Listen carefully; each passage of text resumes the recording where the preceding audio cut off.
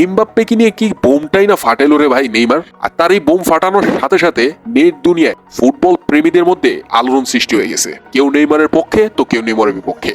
কি bomb ফাটাইলো? Recent টাইমে Neymar একটা সাক্ষাৎকার দেয়, সেখানে নেইমারকে প্রশ্ন করা হয় যে যখন পিএসজিতে ছিল এমবাপ্পে আর তার মধ্যে সম্পর্কটা কিরকম ছিল। তো এই প্রশ্নের পরিপ্রেক্ষিতে নেইমার বলে যে মেসি আসা পর্যন্ত এমবাপ্পের সাথে তার সাথে দুর্দান্ত বন্ধুত্ব হয়ে ওঠে। এমবাপ্পে তার বাসায় গিয়েছিল, ডিনার করেছিল, কিন্তু সমস্যাটা ঘটে তখন যখন বার্সেলোনা ছেড়ে পিএসজিতে আসেন মেসি। পিএসজির মালিক একটা চ্যাম্পিয়ন্স লিগ জিততে চেয়েছিল, তার একটাই স্বপ্ন ছিল তিনি যে করে হোক একটা চ্যাম্পিয়ন্স লিগ জিতবেন। তো তিনি মনে করেছিলেন এমবাপ্পে আর নেইমারের পাশাপাশি যদি মেসিকেও নিয়ে আসতে পারে তাহলে চ্যাম্পিয়ন্স লিগ কনফার্ম পিএসজি জিতে যাবে। তো যার কারণে বার্সা থেকে মেসিকে উড়িয়ে নিয়ে আসে পিএসজিতে পিএসজির মালিক। মেসি পিএসজিতে আসার পরই শুরু হয়ে যায় সমস্যা, কারণ আমরা প্রত্যেকেই জানি মেসি আর নেইমারের মধ্যে কতটা দুর্দান্ত বন্ধুত্ব আগে থেকেই। তো মেসি পিএসজিতে যোগ দেওয়ার পর মেসি আর নেইমার একসাথে টাইম স্পেন্ড করা শুরু করে। তো এর মধ্যে এমবাপ্পে একা হয়ে পড়ে, আর এই বিষয়টাই নাকি এমবাপ্পে মানতে পারছিল না বা এটা নিতে পারেনি এসে।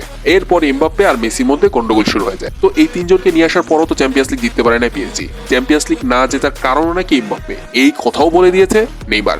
ভাই রে ভাই, এই বোমটা অ্যাটম বোমের চেয়ে কোনো অংশে কম না।